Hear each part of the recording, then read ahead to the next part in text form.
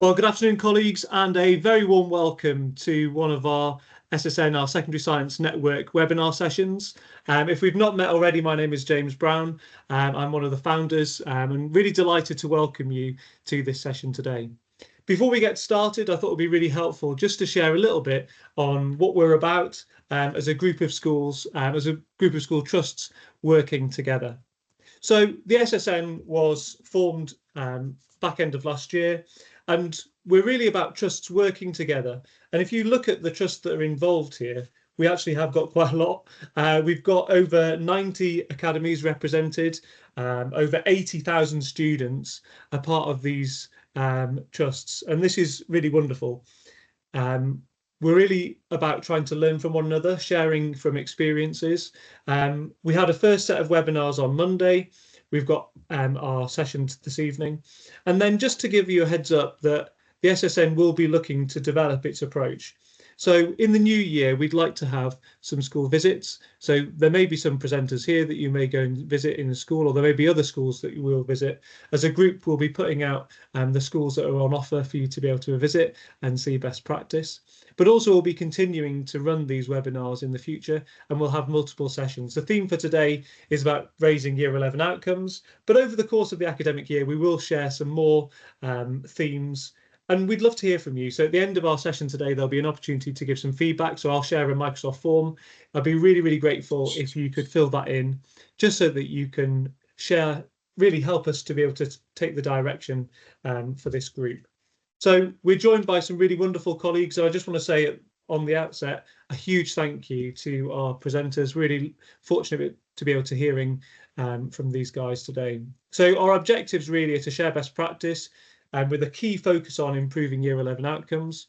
We're starting at the very early stages of fostering connections and building a supportive community. What we really want is to be able to connect people across the country to school leaders, to share ideas and develop together.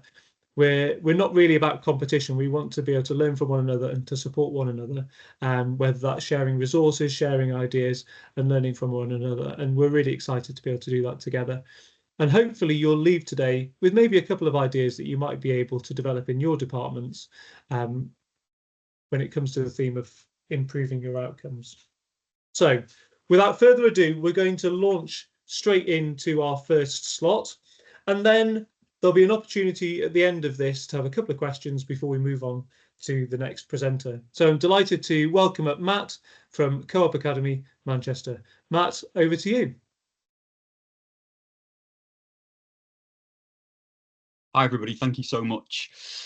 So just a little bit about the context of the school that I work at. So I'm the head of science at Co-op Academy Manchester, which is based in North Manchester. We serve an enormous cohort of students of just over 1,600 students. They are a fantastic and diverse cohort. We do work in a highly deprived area with a above national average of PP, SEND, and EAL cohort. I am also an SLE for science across the Co-op Academy Trust.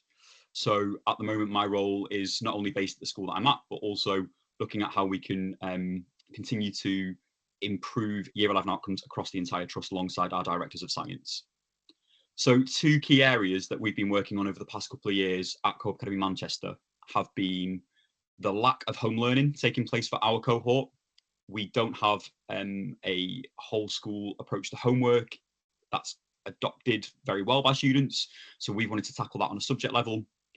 And as I'm sure this will resonate with all of you today, the recruitment and retention crisis that we are currently seeing in science, we've done a lot of work on minimising the impact of that on the quality of teaching and learning, especially in Year 11. So I wanted to share a little bit around how we've done that on a subject level, as opposed to some whole school strategies. So, as I mentioned, the first problem that we've been trying to solve for quite a while now at our academy has been students arriving at Year 11 with little to no history of completing any homework. And while we don't necessarily want to play just catch up with them at the end of Year 11, we very much want to ensure that they are revising at home and are retrieving the knowledge from Year 10. Again, not particularly revolutionary, but we did invest in revision guides for all Year 11 students, the CGP ones, and we used the PP funding within our academy to buy those for the PP students, as opposed to taking it all out of the science budget. We made a really big deal of these guides. So for the cohort in which we serve, parental engagement is a real challenge. And so we almost over communicated these revision guides with parents and carers through text home, a letter. We made them feel quite special and quite a big deal for our students, and that they were to be looked after and used. The key part is that they were shown explicitly how to use these revision guides in lessons, and we encouraged them to use them within their lessons as well where possible.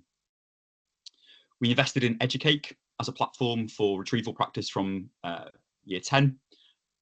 Again, the uptake of this to begin with was quite poor, but we frequently sent texts home, usually on a Monday, reminding parents and carers to encourage their students to complete the Educake quizzes using the revision guide. So we tried to match up both of them together. In terms of reducing teacher workload, the second in science who takes the lead on year 11 within the science department, he was able to kind of set whole cohort level quizzes. You could do that on higher foundation. So rather than expecting individual teachers to set their own quizzes, which sometimes can lead to some staff not doing that, it meant that we were able to kind of track the whole cohort and identify gaps. Something that we picked up from one other teacher and we ended up adopting it across the whole cohort was kind of Educate class competitions. So we realized that our cohort really loved that kind of competitive aspect of the revision. So the first lesson of science each week would be getting the leaderboard up and seeing which students had completed their Educake and which ones had not. And then alongside the Educake and revision guides, students were given quite a comprehensive revision pack of resources which were handed out at key breaks, such as half term before a mock series. Again, the key really for us is that anything that we were giving the students, it was also communicated home to parents. So any bit of revision, mock papers to complete at home, past papers, it was all communicated via parents and carers via our text platform so that they were aware that they'd been sent home as well. In terms of what I might do differently, and we're already working on this for our current year 11s, the biggest barrier that we found was our year 11 teachers being held to account on them holding the students to accountable with things like completing their past papers at home, completing their Educate quizzes. So having kind of an overview as a head of science on which teachers are holding students to account and which ones are not, and being able to have those conversations to ensure that all classes are being held to account.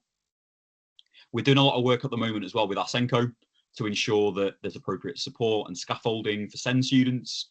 We've realised that even the foundation easy guides are somewhat inaccessible to some students. So we're looking at how we can adapt those to ensure that they are still able to feel successful and complete work at home. And I guess really some kind of thoughts for yourselves within your own academies or own schools is the power of the whole cohort communication home has really supported us as a department. So if you've got a text system or a way of kind of frequently communicating without over communicating, of course, with parents and carers, so that they're fully in the loop with what students need to be completing from a science point of view. For us, where, like I said, parental engagement has been an issue, that's really helped us. And essentially, it's that over communication. So utilising tutor time, which I'm going to talk about in my next point as well. The library, so we even kind of worked with a library within the academy that they provided CGP revision guides so that students could use their positive points to buy them there as well if they'd lost it. Just trying to think of every possible way really to get them flooded around the academy and really over communicate it. What was then really great to see is that in the build up to the exams, pretty much every year 11 student, they're walking around with their science revision guide, which they weren't doing with other subjects. So we were definitely at an advantage there, and I think that's as a result of the over communication and making quite a big deal out of it for particularly the highly deprived cohort in which we serve.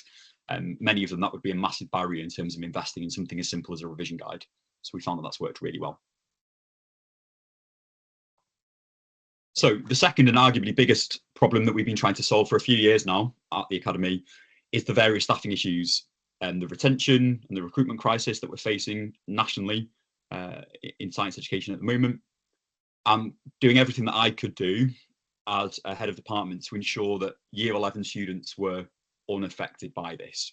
The reality is year 11 students were either already arriving into year 11 with a disrupted key stage 4 education, or they were already potentially facing some disruption in year 11. And this was a massive problem.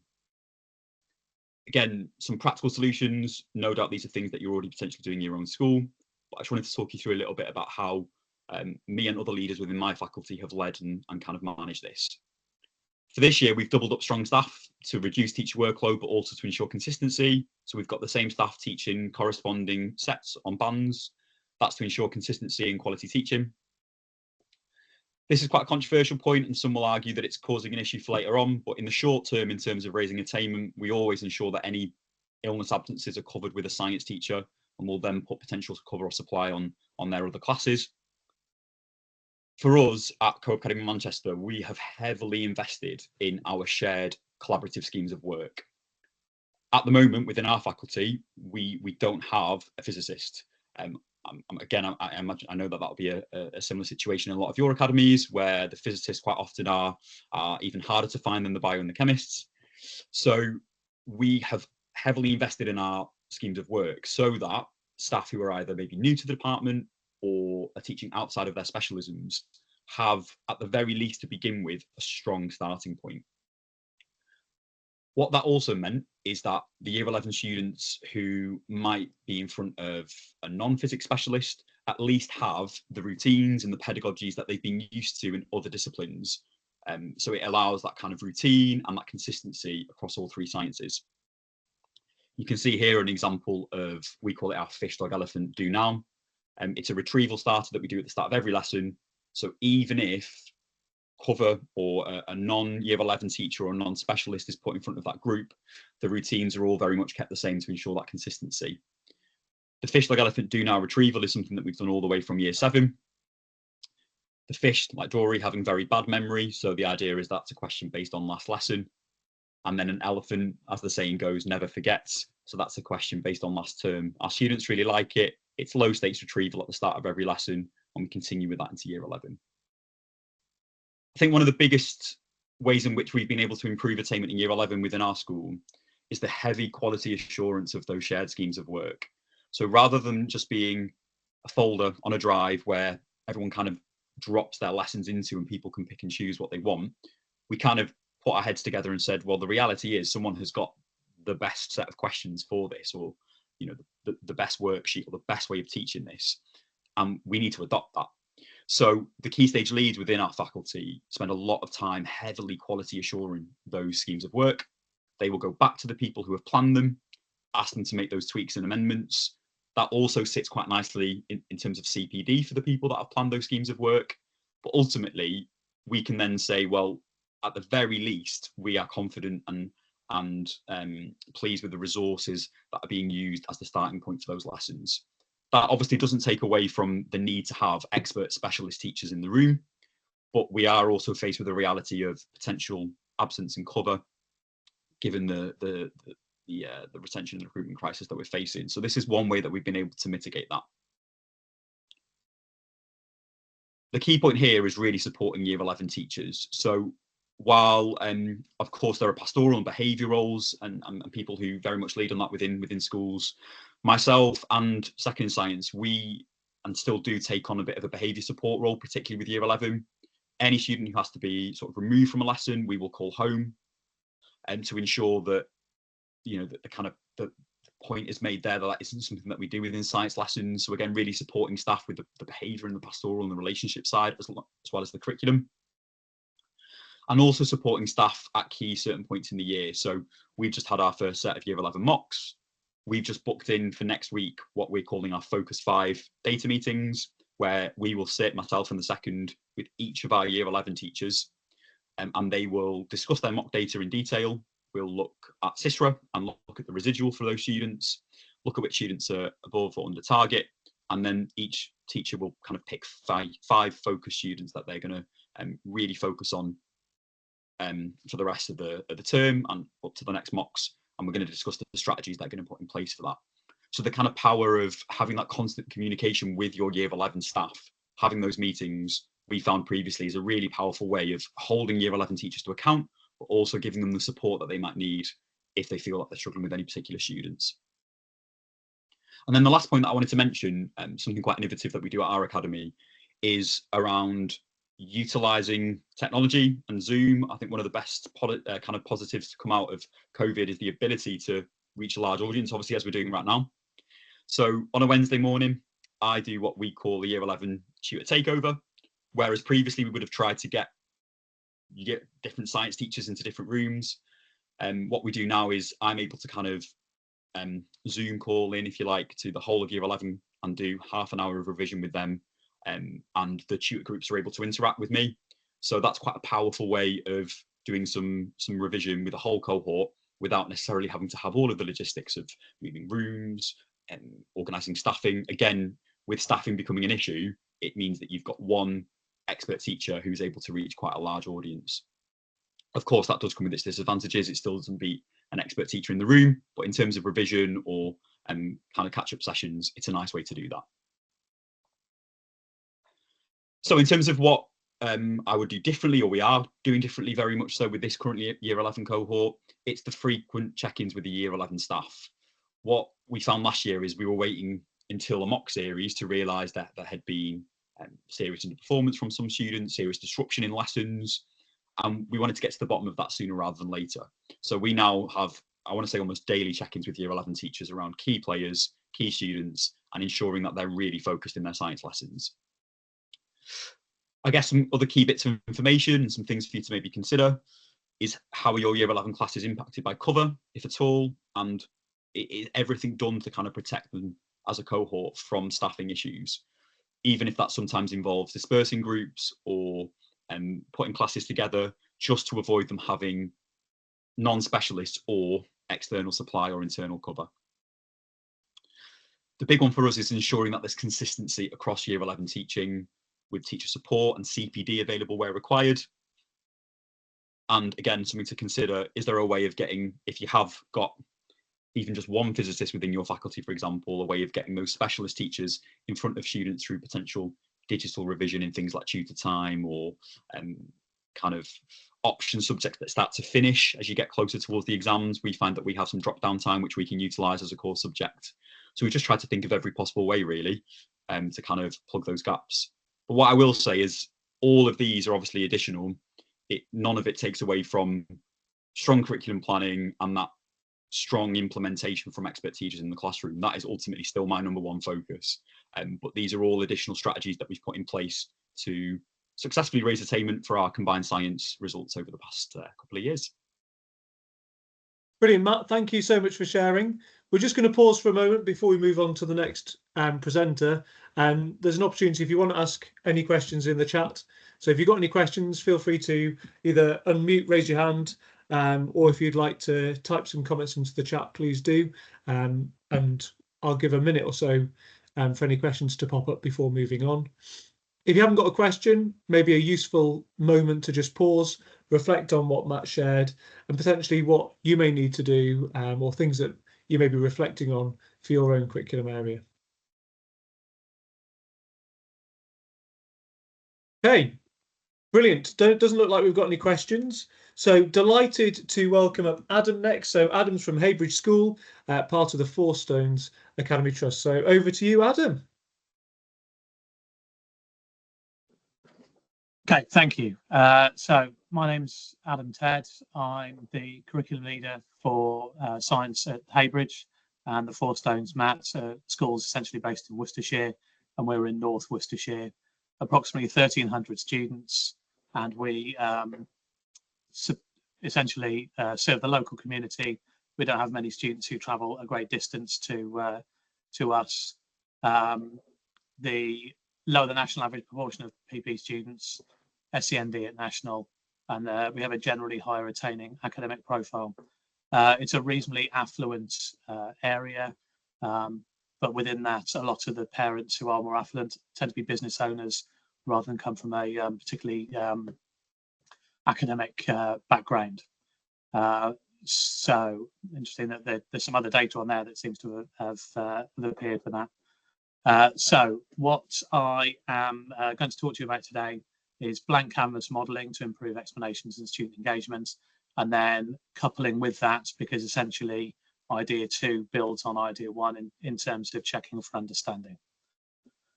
So essentially the issue that we had kind of was flagged up. It was something that we had been having discussions about in terms of ensuring that students were engaged in lessons. Our students are generally quite compliant, but equally they're also quite passive. They'll quite happily sit there while you go through things and not necessarily engage in the way that you would want them to actively. So we had a training session. Someone came in to do a review of the department, and as part of that, essentially, they introduced this idea of blank canvas modelling, or I would say for some of us reintroduced, because those of you who are more experienced will probably recognise this as techniques that at the start of your teaching career, you were probably quite used to just doing. So essentially, blank canvas. So blank canvas modelling is essentially where you start off with a blank page and you talk through your ideas, you go through your explanations. So essentially it's a way of delivering those explanations so that you are chunking the information in a way that students are able to engage with, and it also means you can do it in a more responsive way. We got, in a way, like lots of places, into a bit of a rut in terms of lots of lessons were PowerPoint based. So staff would essentially click through those explanations, not necessarily thinking about the best ways to deliver them, and essentially, for us, in increasing the chance of students being able to be passive. So the idea of this essentially was to reduce the use of presentations. I think there are some places where presentations have disappeared, and this would be something that they would do all the time, but we still felt that there was a value in some of the aspects of using PowerPoints, but particularly for us, focusing on those sections where you have to explain content as this being a useful technique. So after we've had a bit of a kickstart, I guess was the best way to put it, with the training session. So then really it was a case of building on that. So we used some department time to talk through issues with staff, concerns that they had.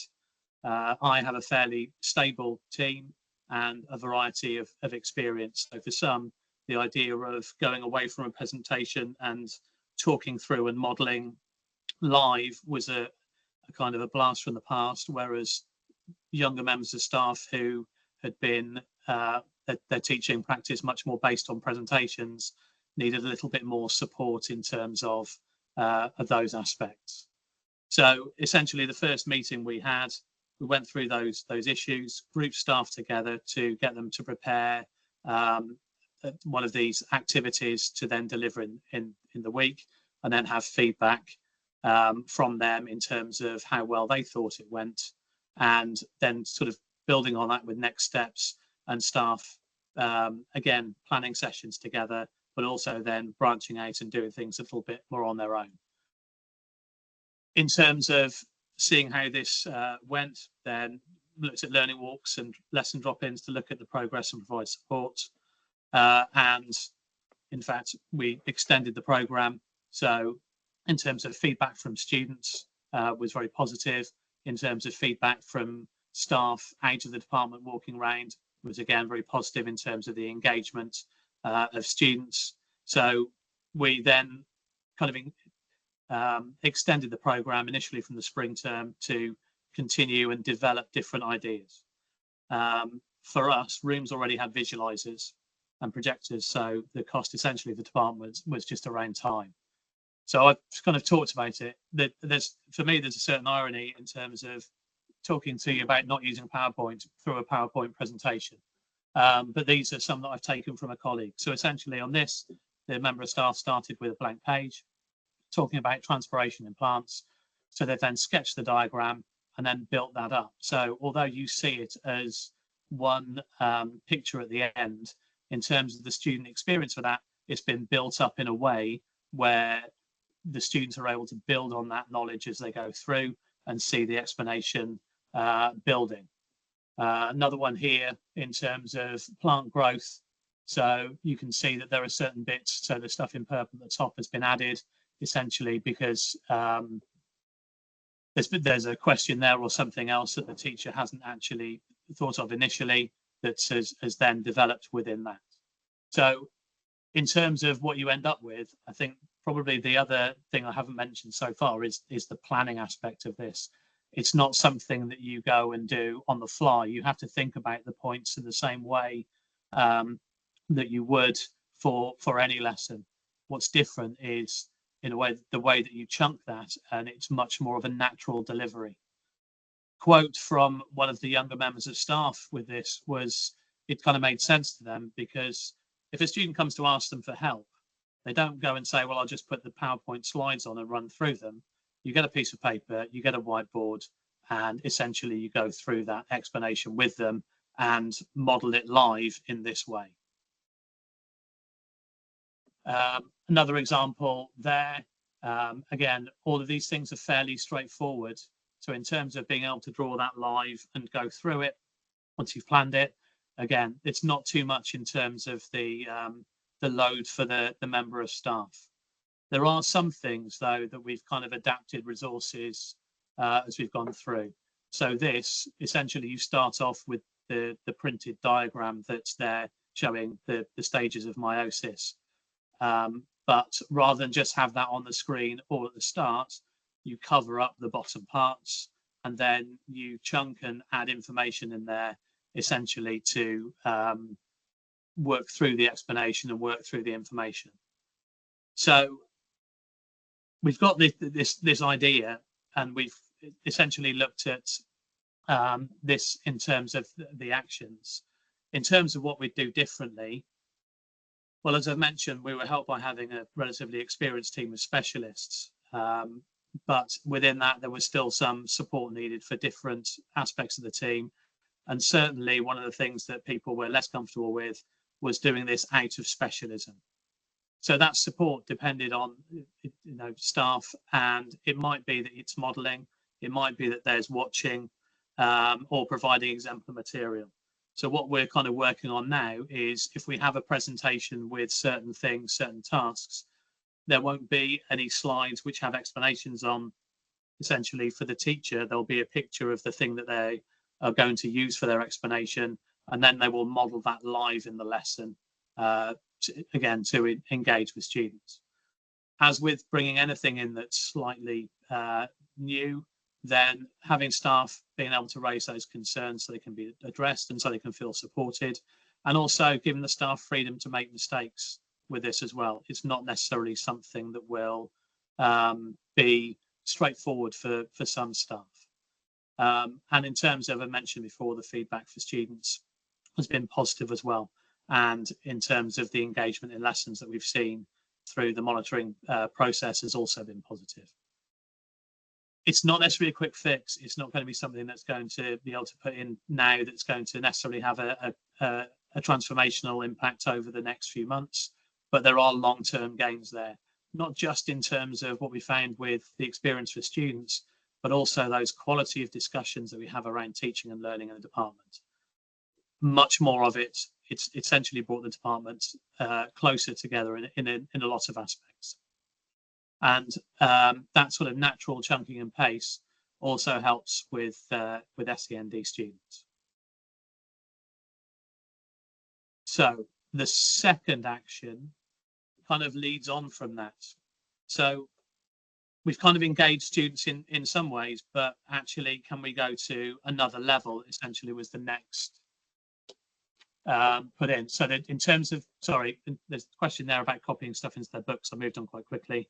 For some bits, yes. So sometimes that's, you do it in chunks and you move it along, but essentially what you have on your model would be what the students would annotate or what they have in their book. So you also need to bear in mind that you don't want to make it too complicated by having students having lots of information that they're just copying. And obviously that can lead to aspects of dead time depending on the speed of that. Certainly for some SEND students, they've not copied in groups, they've not copied it down, but I've given them a copy of what I've produced. So I've got a model that I would have as a to support me, remind me of the things I need to do. But there are aspects that then can do that. So it's not all necessarily completely live in terms of the product that's there. So with the next part was essentially building in things to do with checking for understanding in terms of trying to again improve student engagement. So we've mentioned about the compliance, but essentially some the kind of passive nature. So the feeling was that in terms of incorporating more checking for understanding as you're going through the explanations. So using mini whiteboards for this was the strategy that seemed to be the best way of getting an appreciation of the understanding of students as you go through. So again, similar strategies to I've gone through before in terms of the meeting time and the progress and the development of that within staff and deal with potential issues that they may have, and the similar monitoring systems that we've had as well. Now, for us, the school, we'd already had mini whiteboards in classes. Students are expected to bring whiteboard pens as part of their equipment. So again, the cost for us was only in terms of the around time. So in terms of those things to check, so they come in a number of aspects. So this is essentially you've done your diagram and given the students information. So then it's a similar diagram that's produced. And you can see on here that there are numbers for different sections. So it's quite easy then to do a check with students. What's the label for number 1? What's happening at number 7? And those aspects. So once you've done your explanation, then there's the checking for understanding that you can put in place to see where students are. And probably in terms of student engagement, a bit more with this one, which hopefully is fairly clear. But essentially going through this in terms of the energy changes for states of matter. So you've got your starting point, we're drawing the solids, liquids and gases. So in this lesson, there was then a check once those initial pictures were made of the solid, liquid and gas. Okay, draw me the particle arrangement for the liquid, because that's the one that students always make mistakes in, having the gaps, not necessarily or being the biggest issue there. So you can bring in that checking for understanding there. And then the words that are in pink and blue, they were done as a check. This is, where are we? Can we remember these terms? It's a quick and easy way of doing it, and then building in the explanation. And then you've got the graph drawn at the bottom. So you sketch that. And again, so you can put some aspects on, like solids at the bottom, and then those other labels are added. But in terms of the explanation, you're bringing the students through with it, and then you can then extend that bit at the end in terms of relating that to the energy changes that are taking place when you've got the changes of state. So in terms of this, I think logistics of mini whiteboards in rooms, I think is there've been various solutions that have been proposed. Some of them are more successful than others, but whether that's with plastic wallets or magazine holders, again, the temptations for students to be distracted by these can be quite large. I've been helped by having a relatively experienced team of specialists. So in terms of different teams and different strengths and weaknesses that they may have, that would need to be identified in terms of introducing this. And then the idea of how you introduce something like this. So we're doing it in terms of a development, a reassuring way so that staff feel supported. And as I've said before, that they've got, if they make a mistake, if they do something and they don't get it, then essentially it's the support that's given rather than there's criticism there. And essentially in terms of the other bits, it's similar to the first action there, and we've got in the moment a system in the School of Instructional Coaching. So what this means is that we can give a bit more individualized feedback and support in terms of that for staff as well.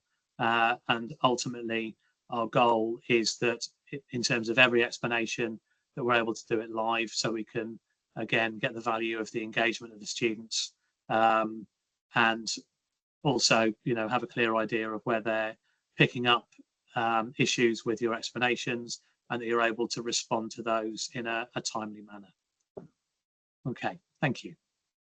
Brilliant, thank you so much. Before we move on, we've got an opportunity for questions, and we do have one in the chat. So the question in the chat is, do students copy what the teacher does in their book? Yeah, so essentially with this, it's in terms of the explanation, it would be then that the student would have that as a note, and then it's just one aspect of it. So you would then have whatever deliberate practice or do now tasks that you would have to build on that, again, to check on that understanding of your explanation. And in terms of those questions, do you sort of go back to then having a PowerPoint for questions and deliberate practice? So sometimes that can be as a sheet, sometimes it's on a PowerPoint. I think it's various, or with the previous one, it might be just a case of you've got annotations on a diagram that you've got underneath your visualizer, again, to try and I think essentially there's more than one way of doing it. So it's not necessarily something that would be under the visualizer. There are a variety of techniques, also under the visualizer, PowerPoint, or a worksheet. Brilliant, thank you. We've got a hand up from Erica. So Erica, do you want to ask your question, please? Yeah, am I all right to unmute? Cool. Thank you, Adam. I absolutely love the cognitive load reduction for what your team's doing. I think that's brilliant. I love the fact that the students can see the story through the lesson, so it builds rather than overloading. So I'm just thinking in terms of staff planning. So a lot of staff obviously naturally resort to PowerPoints, but I unfortunately, like you, am of an older generation. So I was just curious, do your staff now keep, say, a bank? Do they make notes on an exercise book form? And also, do you record any of the lessons, so for CPL or for students to refer back to? I haven't planned this, but in terms of exercise books, lots of us have got these where we've got our various things that are there.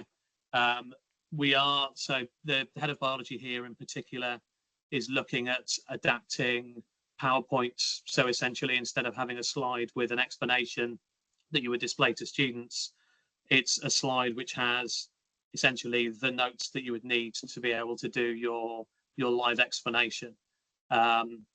We do have time that we have collaborative planning, so those explanations and ways of addressing these essentially come as part of that. So in terms of building up a bank, then we have those personally. We did start having a resource bank that was essentially scans of some of these documents, again, to provide ideas for staff and to kind of get a feel for the sort of thing that they were needing to do. Thank you.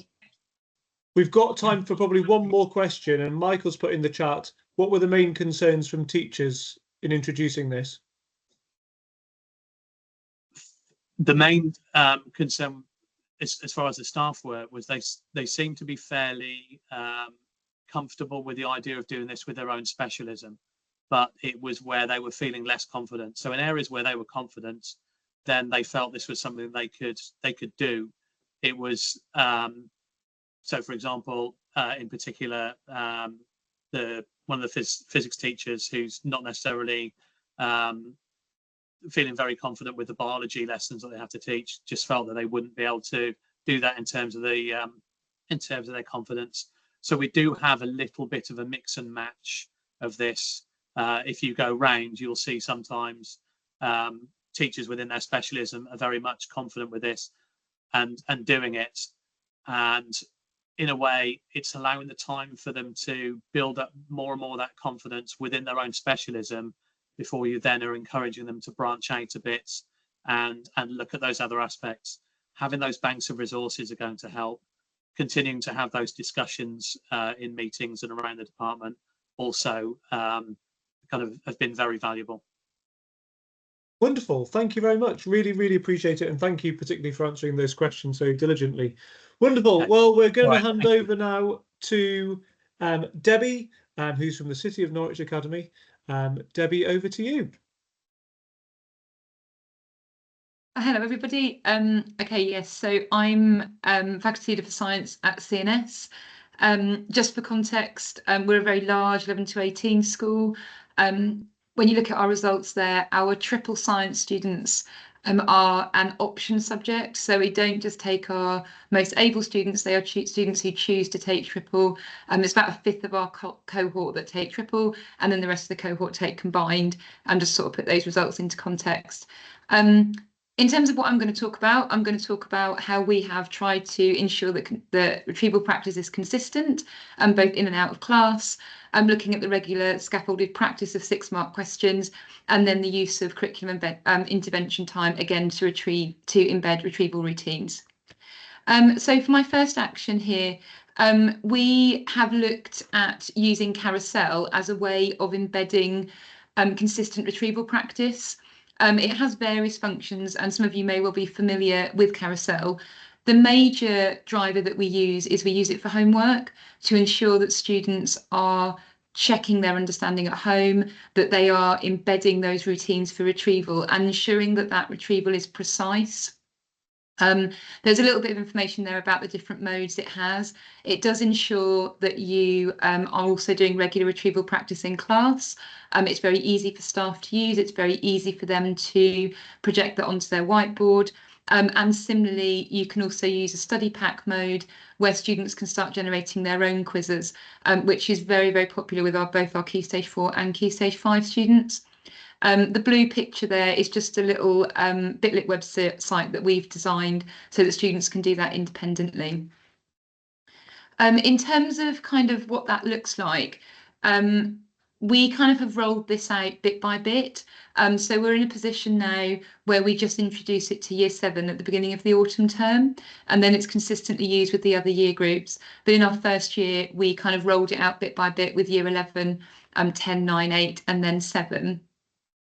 Alongside that, we've done a lot of staff CPD in terms of prerequisite knowledge, in terms of what you should be assessing, in terms of how you can get that feedback from that prerequisite knowledge, and then use that to be responsive within your classroom. So there's been quite a lot of CPD that's gone alongside it. And then we've obviously also then done a lot of work in terms of building routines for homework and ensuring that students are completing that retrieval practice. There's a lot of communication with home when they're not. There's a lot of communications with house teams and things to support that as well. Kind of in terms of cost, the cost goes down and down and down the more people that you can get involved. This year we are looking to try and, well, we are using it right across the school, and at that point it comes down to about £7 per teacher, and for what you get and the functionality you get for £7 per teacher per year is immense. There's many benefits to it from other programmes. The main one for us is that you can upload your own questions and answers.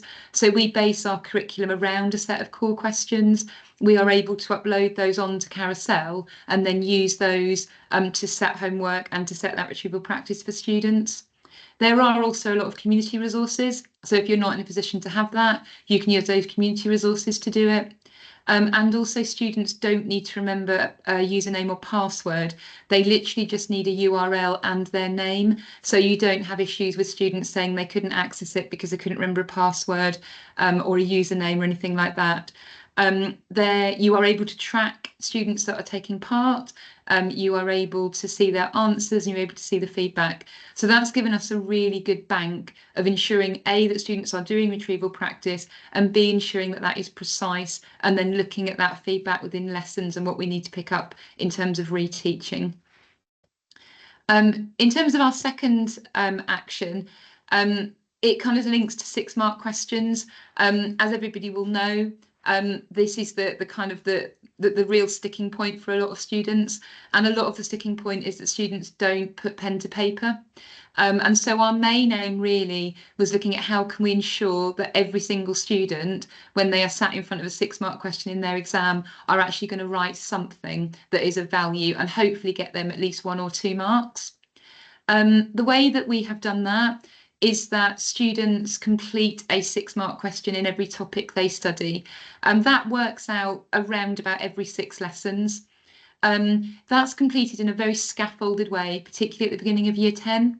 So the teacher will model, similar to the blank canvas modelling that we've just now been seeing. The teacher will go through that, they will unpick the question, and they will model that in a way that is appropriate to the group that they are teaching. And obviously that scaffolding gets less and less and less as we go through year 10 and year 11. That's really helped our results. We kind of have launched it twice. We launched it pre-COVID, and then obviously when COVID hit and priorities started changing, we then kind of relaunched it again.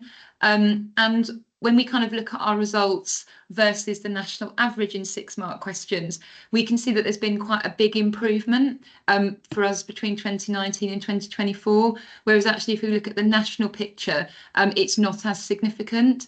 And actually for us, there's been a really significant improvement in the foundation paper, which actually was our priority really, because that was where we had a lot of students who previously wouldn't put pen to paper and wouldn't work through that. Having obviously launched this twice, have got a little bit of idea of kind of how it could look different. One of the ways that we did it differently when we did it last year was that actually our schemes of learning contain quite a lot of advice in terms of how you could scaffold that question. That's really supported our newer members of staff and people who are less confident. Ideas of what you could do. This one would work really well by unpicking as questions. This one would work really well as unpicking by diagrams, that kind of thing. And kind of building a bank of how you could build that up within the classroom with different types of group and how that could work. We also did it slightly differently this time in that we do now ask teachers to mark that 6-mark practice. It is kind of our marking point within that topic. And that's really helped at teachers then actually looking at those answers and then looking at that feed forward, maybe for the next time you do it, or maybe in the next lesson if it's content based. And that's made a really, really big difference.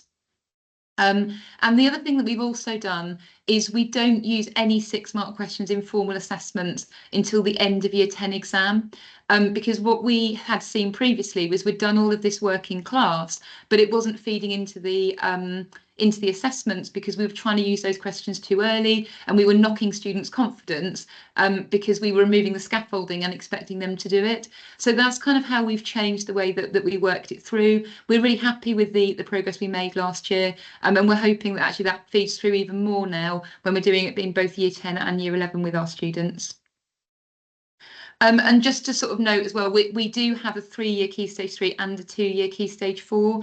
So it's kind of to complement that, we do also use a lot of command word comprehension practice at Key Stage 3. And although we don't use 6-mark questions, we use questions that are similar to start building that in year 9, because obviously we don't use the GCSE content in year 9.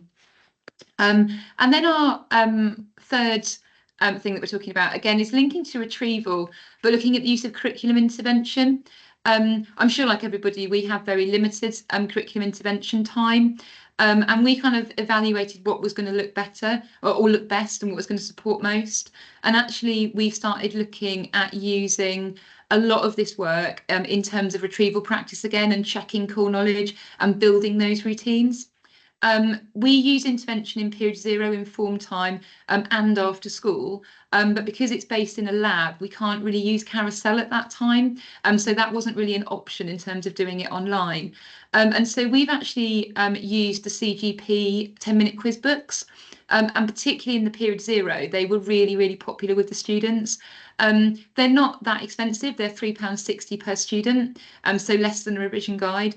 And actually, when we kind of evaluated our combined results last year, we were looking at plus 0.71 for the mock for the students who participated in that intervention and plus 0.61 for the rest of the cohort. So actually quite impactful in terms of what that looks like. They do make triple versions of these books as well. We focus this on combined because they're probably the most needy end of our cohort, but you could also buy the 3 books for triple.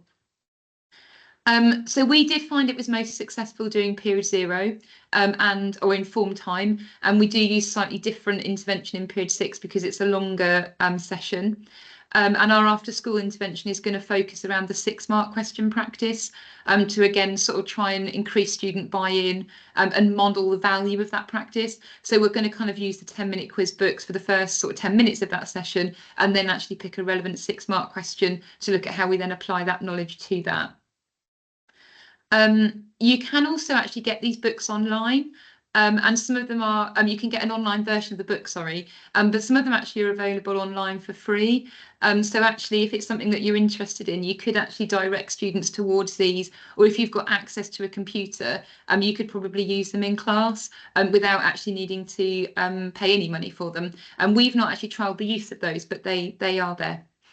And I think that's about it from me, if anyone's got any questions. Wonderful. Thank you so much, Debbie, for that. Really comprehensive. So we'll pause for a moment and see if anyone's got any questions, either in the chat or if you'd like to ask it verbally, which is always lovely, so we can see you and hear you. Raise your hand and we'll come straight to you.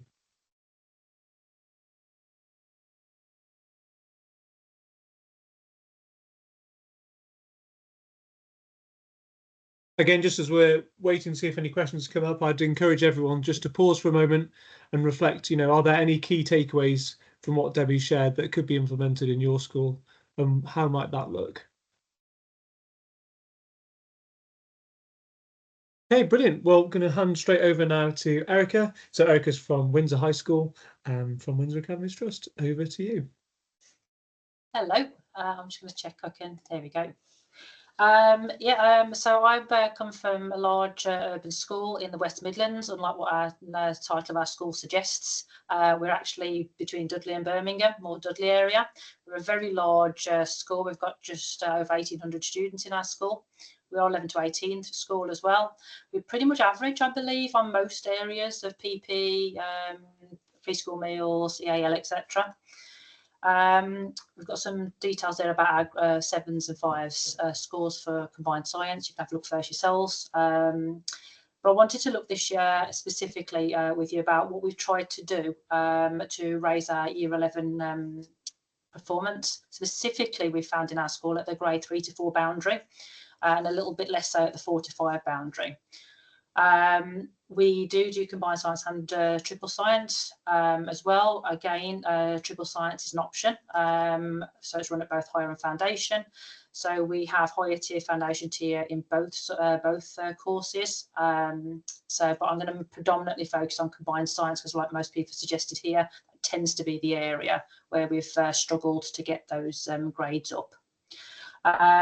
Unlike a lot of what everyone else suggested, I've got a range of things that work all together. There's smaller little pockets of things that we felt have each had a tiny little increment in success, but not one overall thing that's worked by itself. So these have all been run in tandem. So it's hard for us to pull out which one has had the most impact. So I'm going to start off by looking at something that a couple of you already mentioned about use of intervention time and tutor time. We made quite a big deal of tutor time. Effectively, our students are not brilliant at attending after school revision sessions. They're getting a lot better, but generally speaking, the kids we need to attend are the ones that aren't attending. So we try to work in a different way of accessing students who are underperforming, who were the ones where no matter how much we chased and whatever we did, we're struggling to keep after school. So we tried to get them when we had them. So we utilised tutor time sessions more at that time. We still really after school sessions, but I'm not going to be talking about those. So I'm going to look at tutor time as the first aspect. Then I'm going to be looking at students, particularly EAL students or SEND students, who find accessing our resources challenging, and what we did to reduce the cognitive load for students there. And then the third aspect is something we came across as a little bit of a surprise when we were doing other reviews of how students were being supported. We didn't realise the extreme differences in what they were being told about before they went into exams between subjects and actually within the subject between different teachers. So how we tried to reduce cognitive load and procedural and increase procedural knowledge for students so that when they walked into an exam, they were all told consistent messages. So all the things I'm going to talk about here are specifically for Windsor High School, which is our main school, but actually were rolled out across the entire trust. So when we talk about tutor revision sessions, actually run live across 8 high schools simultaneously. And the same with each of these, they were all done across a trust, so they can be scaled up quite well. So the first one, as I mentioned, science tutor revision sessions. When we analysed data from various assessments, both within the school and across the trust, we identified within the school there are some very consistent areas of underperformance, both within a topic area or within a command word or within a skill area like the maths or the required practicals, etc. So we'd identified those very specific ones, and in fact within the trust was quite a key theme. So obviously we went back and looked at the curriculum, but for the current year 11 group, what we actually did to try and address that particular year group was we utilised the tutor sessions. So after analysing key areas that we needed to focus on, as it turned out last year, it was predominantly required practicals. We identified topics within those required practicals and exam questions that we thought were particularly useful. And tutors were given a couple of exam questions, maximum of 10 minutes, were given to all the tutors, physical paper copy of an exam question, and students did a silent solo 10-minute starter in their tutor sessions once a week. After the 10 minutes had ended, myself or one of the other my colleagues joined we have Google in our school, so we did Google Meet, the equivalent of this for Google. And we then live modelled, so effectively a walking, talking mock format, live models the actual exam questions that the students had to go at, and the students listened accordingly and had to think out loud, this is how a subject expert would approach this exam question. And then we went on mute then, and the students were given a shadow set of questions, usually on the back of the sheet, to then try and apply what they've just learned to a very similar set of questions. And the tutors were given a mark scheme so students could self-assess at that point. In terms of costing, it was expensive for photocopying. So if you choose to physically photocopy a worksheet for every year 11 in every school, in every tutor group, that does add up. You could, if you have one-to-one devices, which we do, but we chose not to use them for this. You could just send them through email-wise. We felt the physical copy was important. So in terms of what we do differently, because we have tried it again now, we ran a session of 10 tutor a week, 10 weeks in a row of these revision sessions, and we identified the students were having exam technique fatigue after the 6th session, and we noticed an extreme drop off after, so really high engagement for 6 weeks, and then quite a sudden drop off on the 7th, 8th, 9th and 10th week. So we've moved now to a 6-week block and then a break and then a 6-week block, and we've timed them before mocks. So we found that wave format helped with the exam fatigue. This year we've tried we've done this before mock exams. Last time we went live for our Google explanations. This time we've pre-recorded the sessions. Based on some feedback from tutors. It seems to be the effect of different rooms had different size monitors. So by having a video, they could actually zoom in easier when they needed to, and also pause occasionally for whatever myriad of issues the tutor has to deal with on a morning, which is plentiful, we know. So we requested videos, so we've done that, and that did seem to work quite nicely for staff. And it also meant that it didn't impact on them going to assemblies, etc. They could change the day if they needed to. It also meant I could actually physically go and visit the tutor quite a few video sessions and actually double check and quality assure the engagement and tweak accordingly. The down point is obviously that it reduced this opportunity for students then to ask their teacher in the middle, their tutor in that session for any queries they'd got. So when we were doing it live, the tutor could put in the chat section, oh, actually, can you go back over that because people didn't quite understand it, etc. So it didn't allow for that, which is one of the down points. We've had to vary. One of the other things I'd point out is I'm very aware that the tutors have an insane amount of things to deal with in a tutor period. So any way we could centralise explanations. So we worked in our trust, maths, English and science. We all did exactly the same format, and it gave instructors in exactly the same way.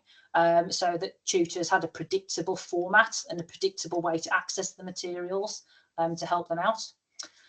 Costs would be reduced, as I mentioned already, if you had one-to-one devices for your students. One of the things we argued over quite a lot was where to pitch the exam questions, because obviously we had combined, triple, higher foundation. So we pitched the crossover questions. And we then did some student voice, so even grade 9 students identified it really supporting them, so it reduced some of the revision they had to do at home. And the 4 to 5 students gained confidence, because that was one of our biggest issues with our students, that because they weren't confident, they were just not trying when they got to exams. They thought, well, I can't do it anyway, so I won't put pen to paper. So it gave them the confidence to attempt the questions. One of the other things that we hadn't thought of at the time, but with feedback came back, was the benefit of the additional CPL or CPD, whichever your school calls it, for staff. So a lot of year 11 tutors just happen to be science teachers in various schools, and there was a lot of feedback saying, oh, now I've watched this, actually it's changed the way I'm going to teach X, Y or Z now. So it was useful CPL. So as part of that, we've tried to increase more science teachers to be year 11 tutors. We've also recorded the sessions and used them in science briefings as well to discuss from a CPL point of view. And as I mentioned, because we access the data, it is scalable up to insane amount of students in one go, which is really useful. I've just got a question. So did you use that for core subjects? So all students, in regardless of core, combined or triple, all attended the exact same sessions. And again, we did student voice for triple students, and they also found that beneficial, more so because it reduced the amount of revision they had to do at home, and it gave them, again, confidence from exam technique point of view. The second thing that we tried to do is we identified students who were struggling to get themselves unstuck. So if they had issues within a lesson or for homework, our students lack resilience, and it's something we're trying to work on across our trust. It's an issue we're aware of. So that resilience to get themselves unstuck, and often these students don't have support from home to be able to get themselves unstuck either, because either the parents don't have a science background or resources are difficult to access. So we try, and in addition to that, we have, some of our schools have extremely high EAL levels. So we're trying to find a way of how we can get our students to access materials. So we have a Google, as I said, we're a Google school. All our students have Google Classrooms, all our resources are on there every lesson, but still students will still find it hard to navigate to the right item. So we're trying to find a way to centralise our resources, really pictorial and obviously, to help students. Now, apologies if you're very familiar with Padlet, it was revolutionary to me recently. But Padlet is a very pictorial way of just stacking resources in any format, websites, documents, pictures, anything. So we produced a Padlet, which is effectively a website of pictures of resources for our students that has all the key information they need.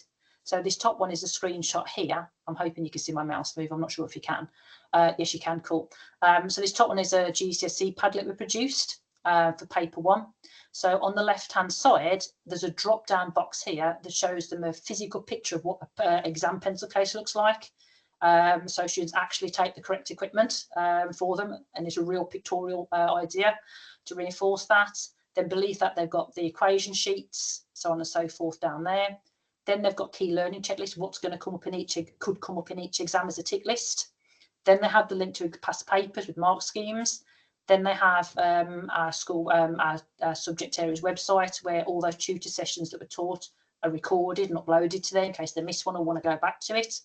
And then as we go further right, there's more and more resources, but they get less and less important and unique. So everything that's really important for every student is on the left-hand side and easily accessible and visual to students.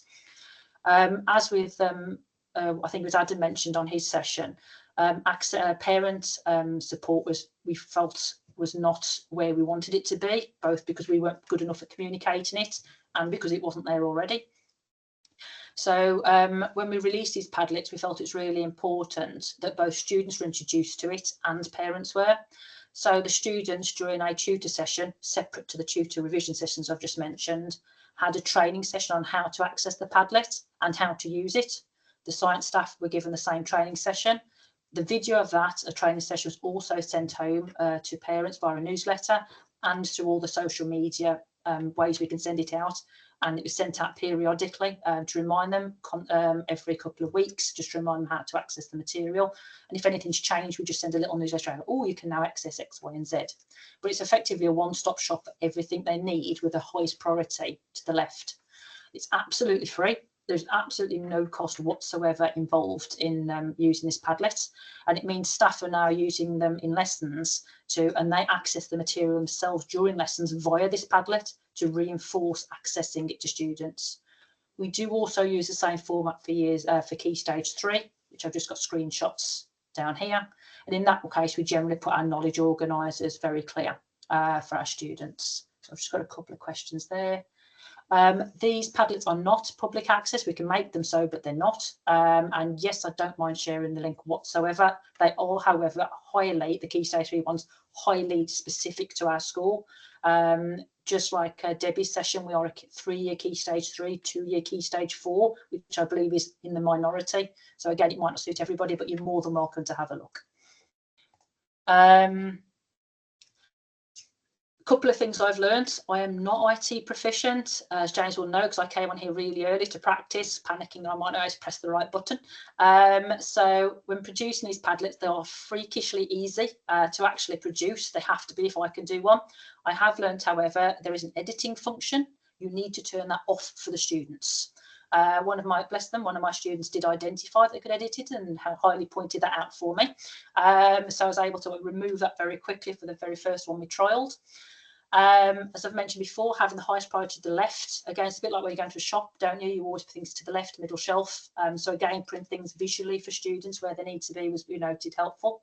High promotion to all key stakeholders was useful. And in one of the schools in our trust, the science Padlet was so successful, the school adopted a Padlet approach for every faculty. So actually now there's a Padlet for every single subject in the school. So the students really buy into the Padlet now for there, and it's really, their school results improved dramatically. Down points, you can only make 3 free Padlets per member of staff. So you have to be really key about trying to pick each member of staff to make 3 each and then share it with everybody. So that's one of the few down points. Over communication, I think, as we've mentioned in all of our sessions, was huge. Constant over communication to parents, staff, students. We are really lucky in our school. We do have a one-to-one device school, so every student and every teacher in our school has an iPad. So it's really accessible for our students. I'm not sure how impactful it will be if you're not a one-to-one device school. It's certainly useful for home. I'm just not sure how impactful it would be in a daily point of a lesson. The third one came as a surprise to us. It wasn't something we planned to do. By accidentally doing other quality assurance, we'd identified the extreme differences students received about how to access exams in English compared to maths, compared to science, compared to history, and they were extremely different, and we hadn't realised just how different they were actually, the information being told to them was. It's fairly obvious if you think about it. It might be for you, but it wasn't for us. And then so from that we actually talked to staff and took staff voice, and we asked them, oh, what do you say before an exam? What do you say? What do you say? Thinking it's really obvious we must say the same things to sit in the same exam. And actually there's minute little details that were different. So as a student, we, like many of you, have staffing issues. So trying to keep a member of staff from year 10 to 11 is ideal, but rarely in reality happens. So students were being told one thing by their year 10 teacher and a variation of it by their year 11 teacher. And from class to class, it was not exactly the same. From school to school, it wasn't the same. And then add that to the fact that English and maths were saying what they needed to say. We felt that it must be overwhelming for students procedurally going into an exam. And we had quite a few students 2 years ago who effectively voted with their feet for science exams, but just didn't turn up for one of them. Annoyingly for the other 5, but just not for one. As we know, those results are added up. So effectively you're stuffed if you don't sit one. And when we talk to those students, they just say, well, I don't know what to do. I'm told this here and that there. So we're trying to think about ways to make, 1, the students' confidence increase, 2, parental engagement increase, and 3, that procedural knowledge decrease in their exam. So we didn't do anything particularly unusual here, but we just basically took staff voice and we worked with maths and English mainly again here, and we just had a common format of how we're going to explain what the exam was to the students, what they should expect, how to actually tackle the exam, so what they should expect before walking into the exam, what should they expect at the start of the exam, what should they expect during the exam, what do they expect to do at the end of the exam. And we tried to make that as consistent as possible, that theme between subjects. But then within science, between biology, chemistry and physics, again, we tried to keep as many of the words we could the same. so they could see, regardless of which exam, the vast majority is the same message. So we produced slides with that so staff could talk through to their own students, but we also video recorded one for each exam paper as well. So that went onto that website that was on Padlet, and it also was shown at the start of the exam, so before the exam, walked in the pre-exam briefing. So they had a consistent message regardless of where you got it from. There was no cost to this whatsoever other than staff time. All the apps were free to use, so we literally just recorded ourselves on a Google Meet. On reflection, what we've now done, because it's student voice and staff voice, and to a limited extent some parental voice, identified this was really positive. We realised that actually we need this message to be very clear from the outset. So actually these slides are now used right from the start of year 10 to every year 10 assessment, year 10 mock, 11 mocks, all the way through, so that message is fairly well absorbed by the time we get there. Obviously we tweak the videos each year to reflect on anything we think we've missed. We try and come back to these messages as frequently as possible. We share our slides with the other maths, English, etc., and we just double check all the time. So where there are similarities, we reinforce those points in lessons, going, oh, like just in maths it is, unlike in English we do. So it just reinforces the similarities and differences to students. I think I've missed everything. Again, it's that consistency in message and that ability to share similarities and differences with the key areas. I'm good to go for questions if anybody's got any.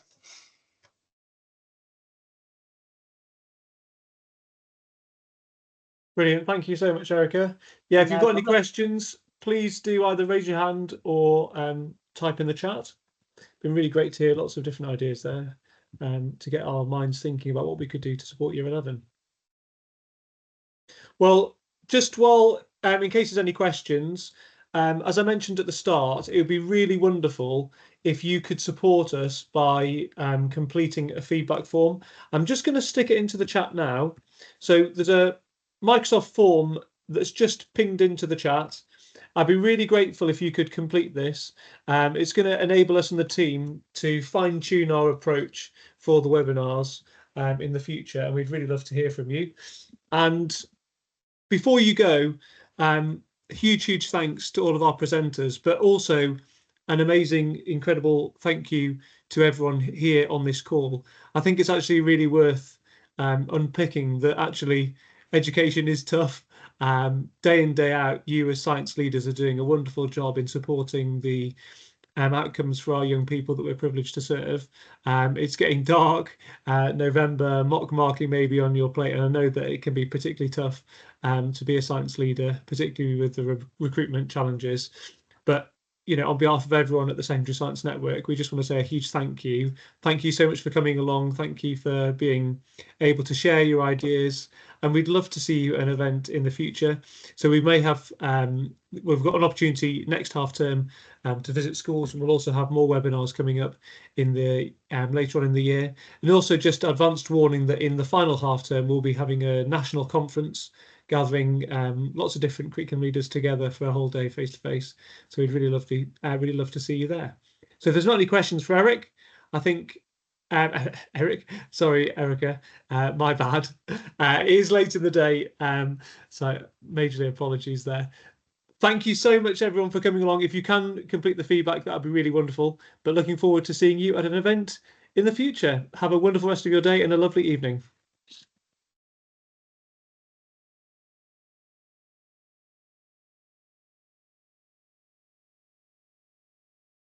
Brilliant. Thank you, everyone.